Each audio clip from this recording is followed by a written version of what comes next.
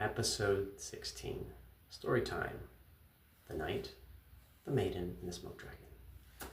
Welcome back to the Trained Dragon. This is a space for men who choose strength over shame, discipline over impulse, and Jesus Christ over lust. If you're here, you're not broken. You're powerful. And power requires training. As Jordan Peterson said, a harmless man is not a good man. A good man is a very dangerous man who has that under voluntary control. President Down H. Oaks widely said, the purpose of the gospel is to transform us through Jesus Christ. Here's the story. In the elder days, when stone keeps crowned the high ridges on the world and banners, where read like prayers upon the wind, there lived a knight named Arundor. He was sworn to the old code, a covenant older than kings, by which a knight was bound to truth, restraint, courage, and protection of the weak. Arundor was not born mighty, nor clever beyond measure, yet he was faithful, and that was counted to him as strength. At his side walked Alanith, the maiden in the western vale. She was not forged for battle alone, but neither was she weak. Her courage lived in her countenance, her wisdom in her discernment, her strength in truth spoken plainly. She had chosen Arundor freely, and he had pledged himself to her, not merely in word, but in life. Together they guarded the lowlands, and their hearth was a place of warmth and safety. But beyond the far hills, where light thinned and the air grew sweet and deception, there dwelt an ancient thing known in whispers as a smoke dragon. The smoke dragon. Unlike the fireworms of the legends, this dragon did not burn fields or shatter walls. It breathed smoke, pale and perfumed, that drifted unseen into the minds of men. And within that smoke, the dragon conjured visions, mermaids of the mind. They were not creatures of water, but of desire, shaped perfectly, smiling endlessly, promising admiration without demand and pleasure without cost. They sang to the knights' unguarded hearts, "You may keep your armor, you may keep your station, you may have us and lose nothing." The smoke dragon did not roar, it whispered. Knight's wound. Arundor did not know at first that he carried within him a sickness older than steel.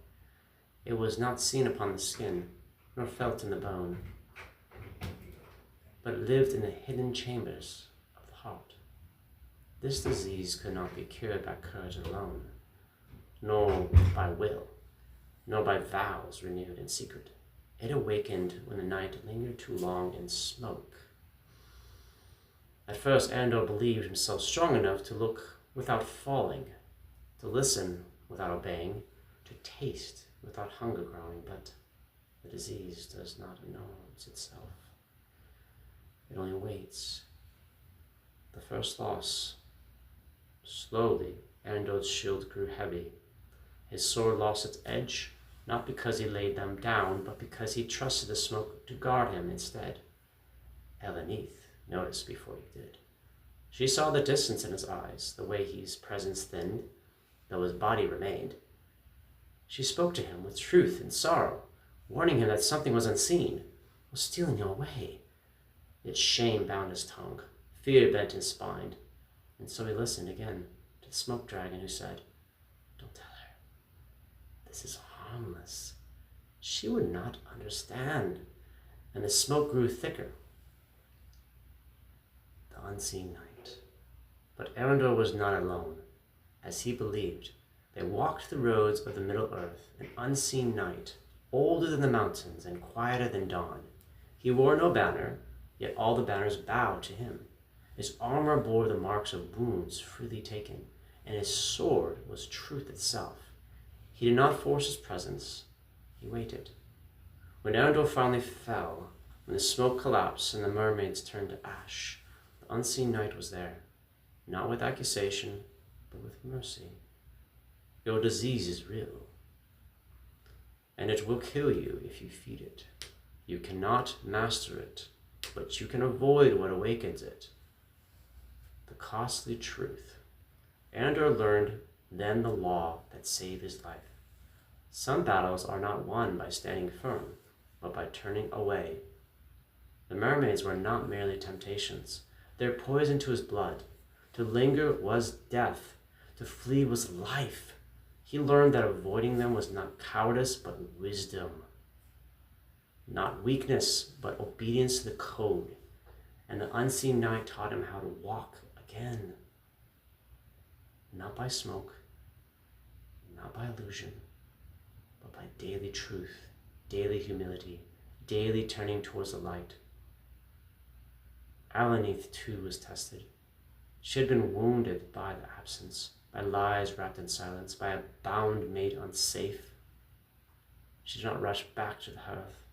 She did not lower her guard for promises alone. She watched. She listened. She measured Arendor not by words, but by who he became when no one praised him. She was a hero in her own way, guarding the sacred fire of trust until it could burn safely again, or not at all. The smoke dragon, he still breathes. The mermaids still sing. The disease has no cure. But the knight who walks with the unseen night lives. The moral is this: some men must flee what others may face. Avoidance can be holiness. Love survives where truth is chosen over illusions. And the greatest hero is often the one unseen, who saves not by force but by sacrifice. So keep the night code. I choose the truth, through comfort fade and burn. I am not my fall. My name shall yet endure. I'm in storm and shout. My heart stands firm and still. With courage set, I stand where others flee. My worth I keep, no mortal hand may prize it. I guard the frail, I shield the weak from harm. With patient hands I mend what I have torn. I walk with brothers, steel beside steel. In Christ my strength abides, when mine is gone. And when the smoke comes, turn away and live. We were never meant to kill this dragon, but to train it.